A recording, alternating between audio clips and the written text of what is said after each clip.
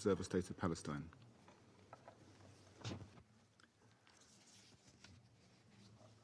Mr. President, at the outset, I want to thank you for convening this meeting at the ministerial level, and also to thank all the ministers in attendance at this crucial juncture.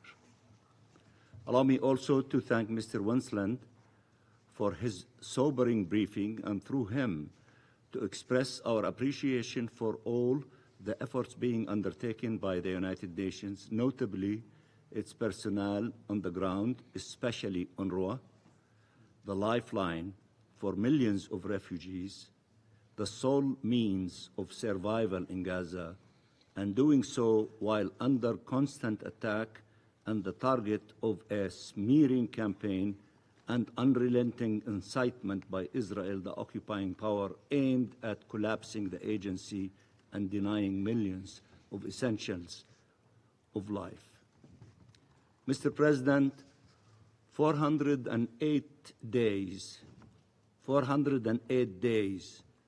with 2 million Palestinians struggling to survive, chased and hunted from one end of Gaza to the other, displaced and starved. Nowhere is safe. No one man, woman, or child immune from attack, ruthlessly targeted, barely escaping death, only to face death yet again the next day. No one can claim they do not know what is happening in Gaza. No one can claim that civilians are not being killed on purpose, starved on purpose, forcibly displaced on purpose, terrorized on purpose, all part of an undeniable plan for the annexation of the land and annihilation of its people. There is nothing hidden about what Israel is doing in Gaza. It has been exposed by every reliable source there is. It is beyond doubt what plan is being implemented and for what purpose. Every announcement of improvement is contradicted by the deepening suffering of people on the ground, the deepening of the humanitarian catastrophe, the relentless violence further devastating whatever is left of life in Gaza. The only question that matters now is, are you willing to do what is necessary to stop it? Mr. President, from Palestine to Lebanon, the same illegal and inhumane methods are on full display. No regard for civilian life, no regard for the law, no regard for humanity. The mass killing of civilians and mass destructions continue unabated.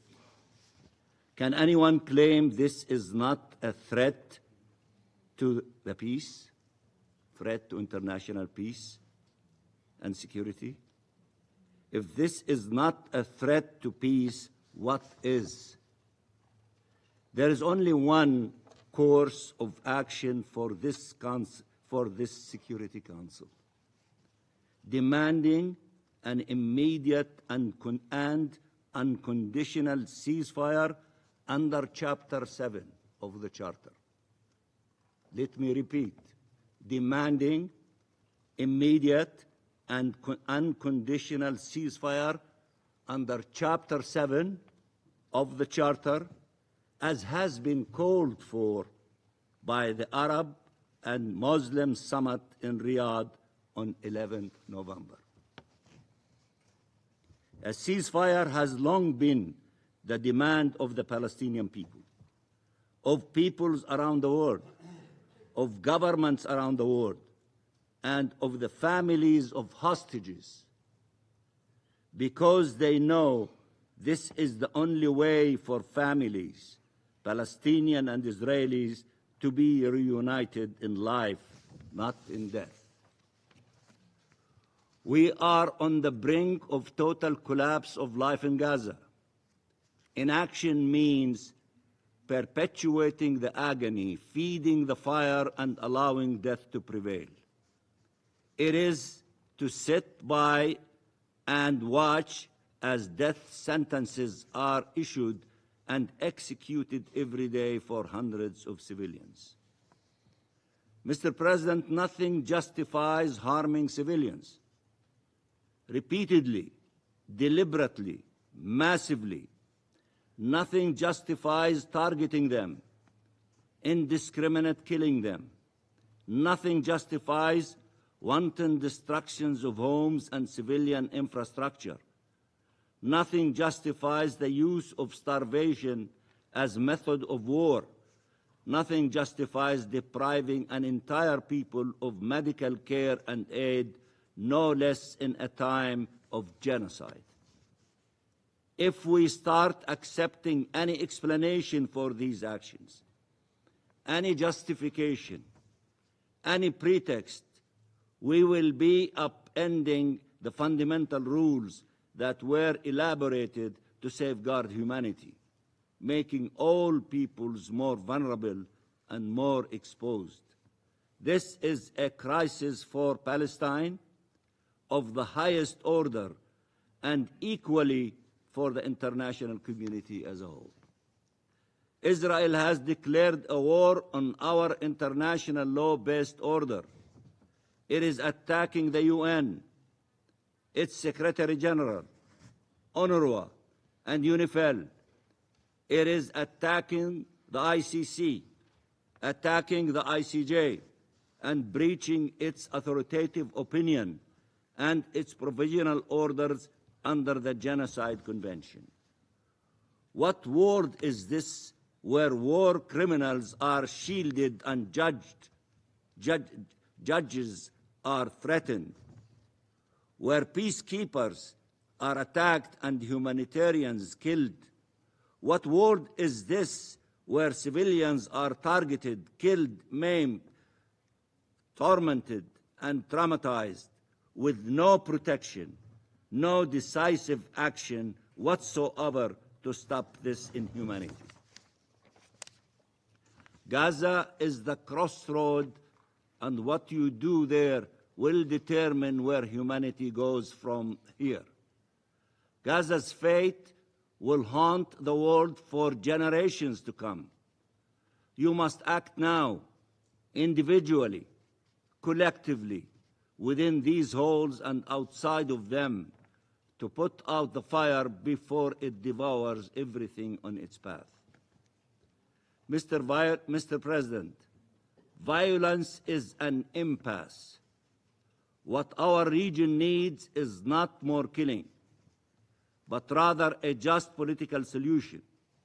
The solution is not for one people to be disappeared, but rather for mutual acceptance and existence. It is not to kill and be killed, but rather to live and let live. That is the only path towards shared peace and security. The choice is simple: between occupation and freedom, annexation and independence, apartheid and dignity of universal rights, oppression and coexistence, a choice between war and peace. The current Israeli government has made a choice. It is obvious from the statements of its representatives, from the actions of its leaders, occupation forces and settlers. It is the wrong choice for all. And that is why, whatever action you take or fail to take are so important, because what happens next will determine which path we are on. For generations to come, we will do our part, but we cannot do it alone, nor can we do it for long if this continues. We are running out of time. The fate of the region cannot be left to be decided by those blinded by hate and fanatic ideology. It has to be determined by the law, by reason, by regard for all human lives, by respect for our rights and our common humanity, and by the quest for shared peace and security. We call on all states to act for protection of civilians, recognition of the State of Palestine and its admission as a full member in the United Nations, implementation of the ICJ advisory opinion, respect for international legal obligations without exception, without fear or favor. We call on them to act decisively to end settlement activities in the West Bank, including East Jerusalem, including by taking actions against the Israeli officials responsible before we see settlements built yet again in Gaza. We call on them to support initiatives for just and lasting peace through actions, not only words. A journalist asked me if it was realistic to expect an end of occupation when it was clear that the objective was permanent annexation. Asked me if it was realistic to speak of two-state solution when there was clearly no readiness on the Israeli government side to ever accept an independent Palestinian state. Asked me if it was realistic to speak of coexistence while a genocide was underway. My answer is that the only alternative to an end of occupation and the two-state solution and coexistence is perpetual war, ever more deadly. What is unrealistic is to think that oppressing an entire nation will lead to peace and security. What is unrealistic is to continue the same policies that have been tried for decades, yet expect a different outcome. What is unrealistic is to think that one side can simply eliminate the other. We warned then and we warn again of where this path leads us to. We have seen it time and time again.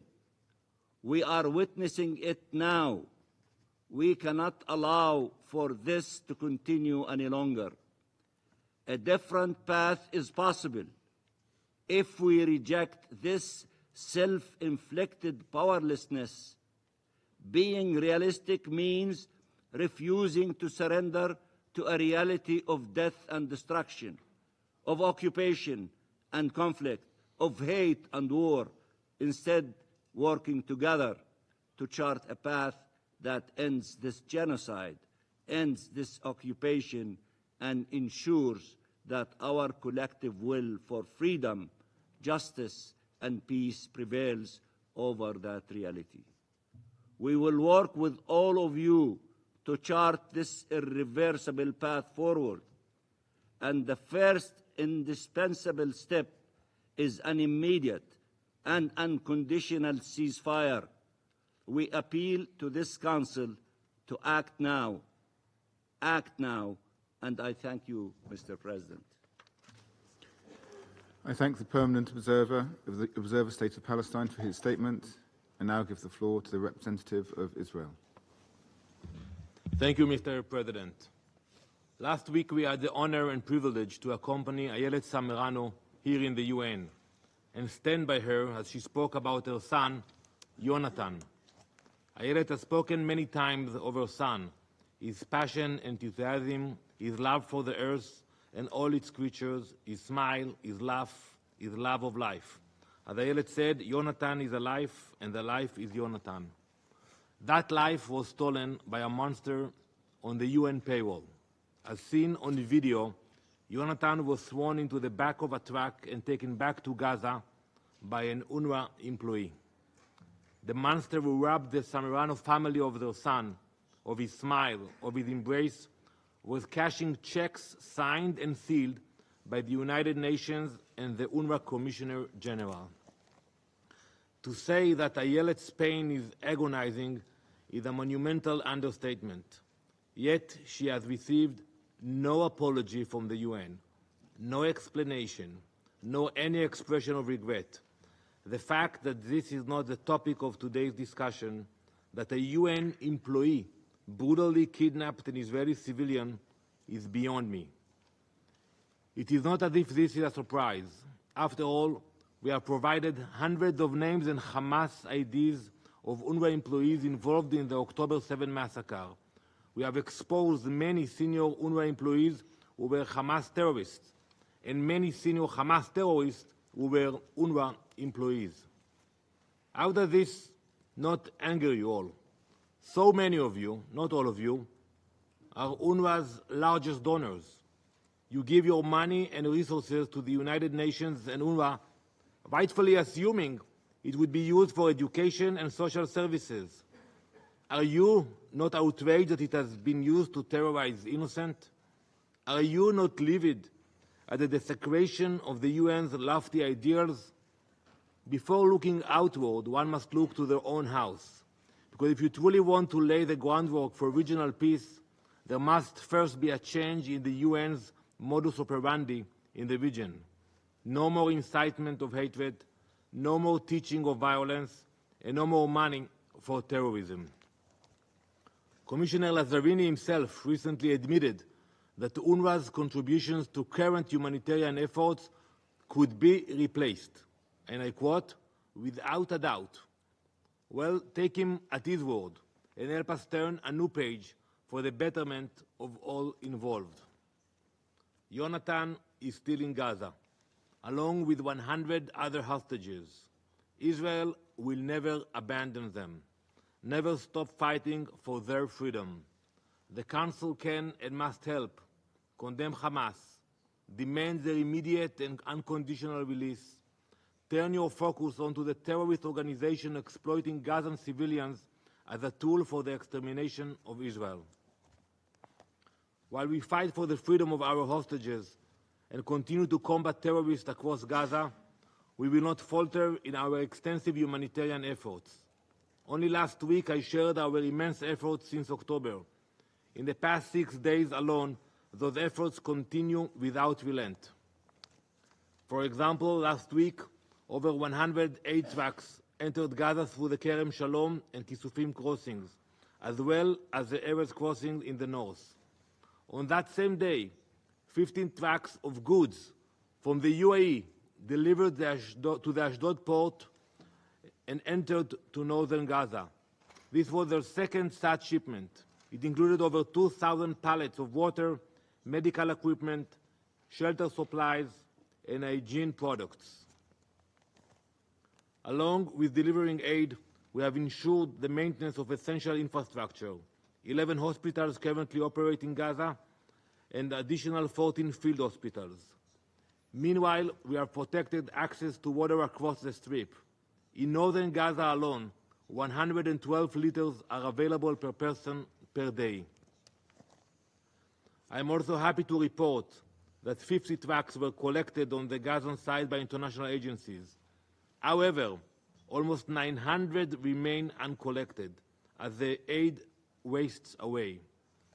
Our discussions require refocusing across all aspects, but our debates on the humanitarian efforts in Gaza are in particular need.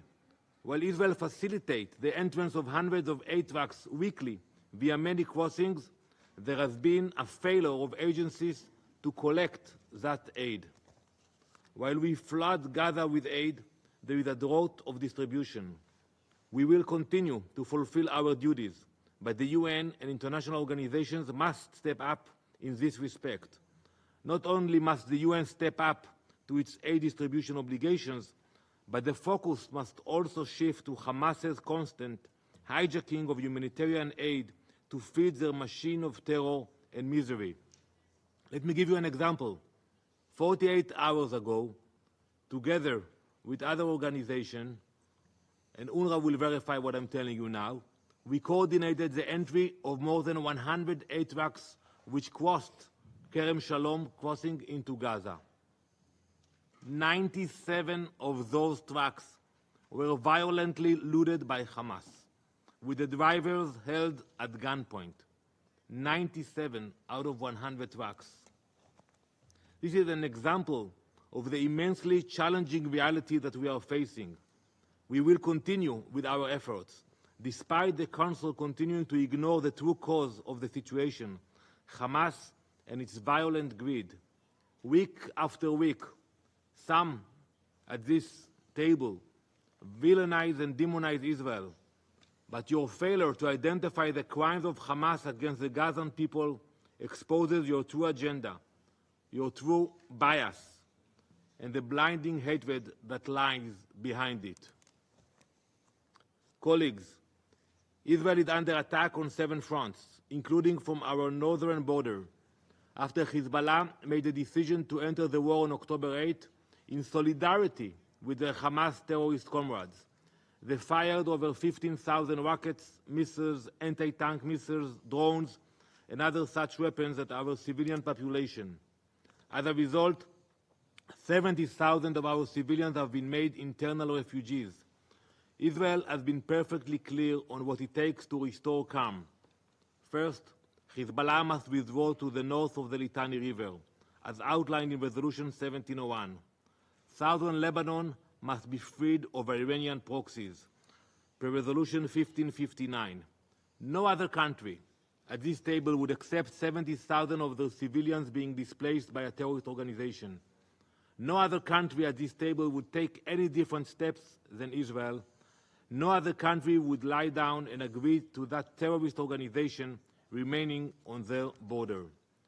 The international community must join us in our efforts to restore Lebanese sovereignty to southern Lebanon, freeing the Lebanese people of their Iranian masters and enforcing the resolutions of this very council.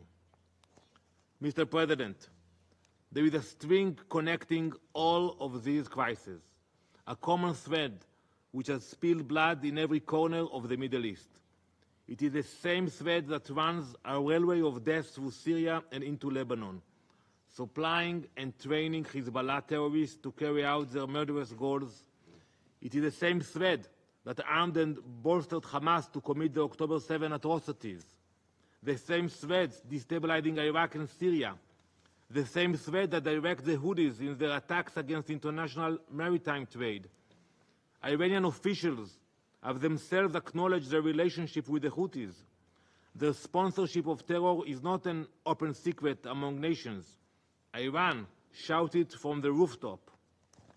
In a report delivered to you last month, it was revealed that Iran's funds and weapons have transformed the Houthis into a military force, evidenced by hundreds of indiscriminate attacks against merchant ships, as well as UK and US warships over the last year. Now that global threat is steaming towards obtaining nuclear capabilities. We cannot and will not allow that to happen. Iran dreams of a vision of domination made possible by a nuclear arsenal. Iran's nuclear ambitions pose a threat not only to Israel, but to every member state of the UN.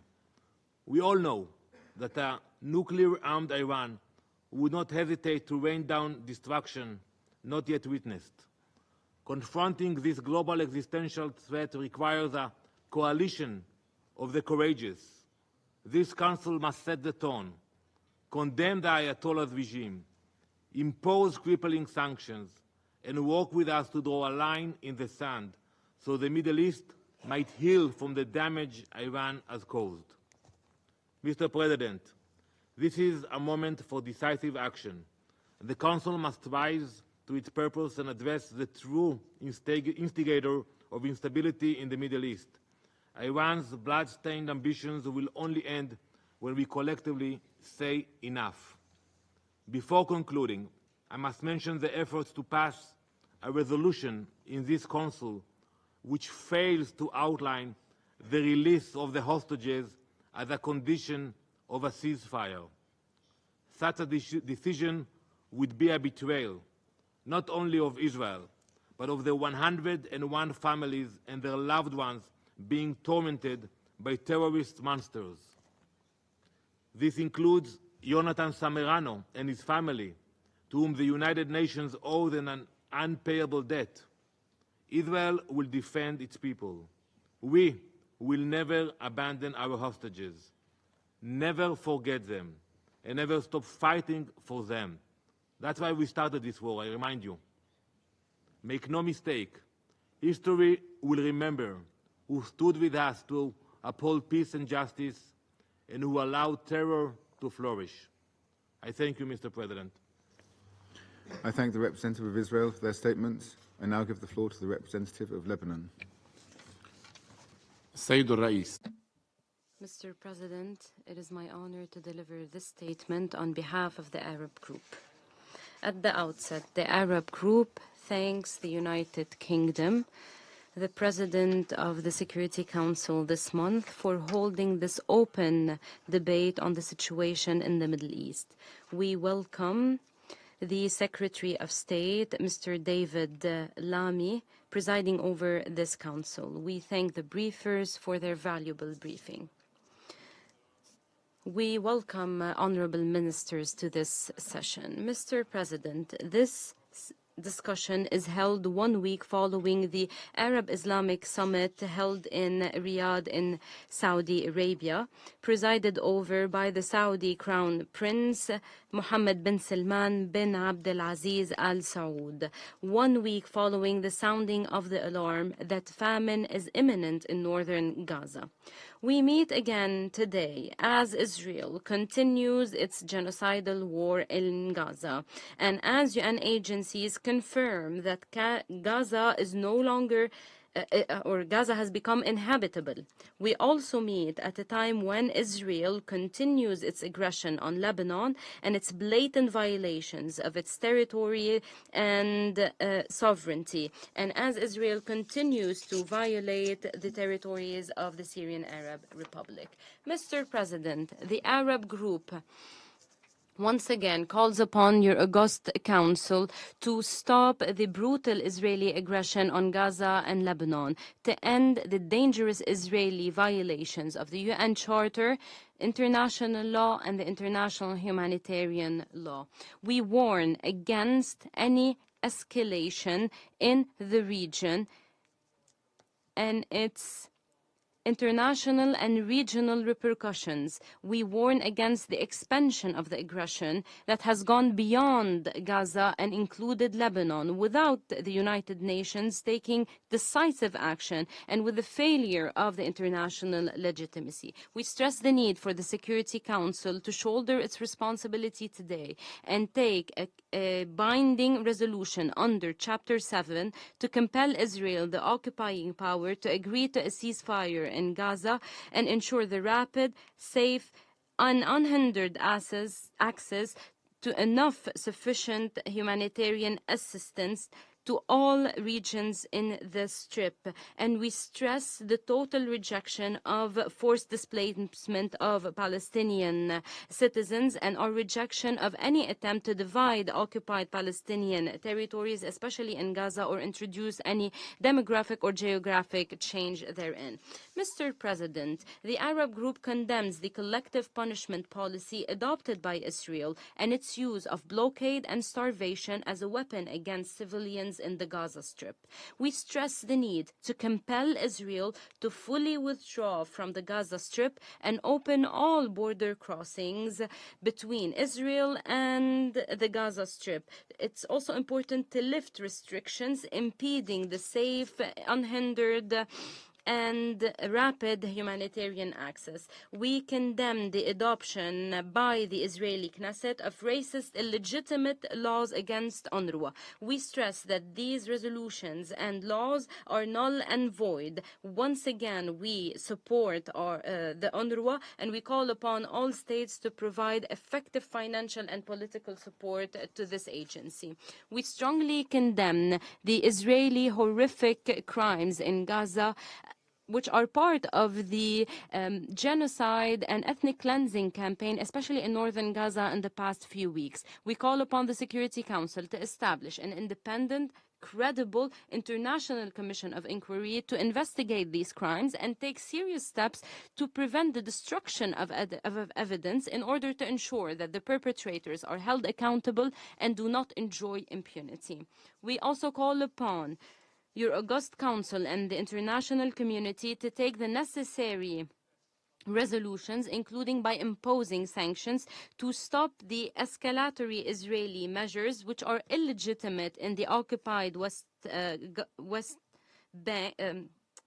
West Bank, which are impeding the two-state solution and the prospects of a just and comprehensive peace. We condemn the terrorist attacks by Israeli settlers against Palestinian citizens and their property, which are escalating in a systematic way because of the support and arming of the Israeli occupation government. We stress the need to maintain the legal and historic status quo of the holy sites in occupied Jerusalem. السيد الرئيس تدين المجموعة. Mr. President, the Arab Group condemns in the strongest term the ongoing Israeli aggression against Lebanon, the violation of its sovereignty and territorial integrity, and calls for an immediate ceasefire and the full implementation of Resolution 1701.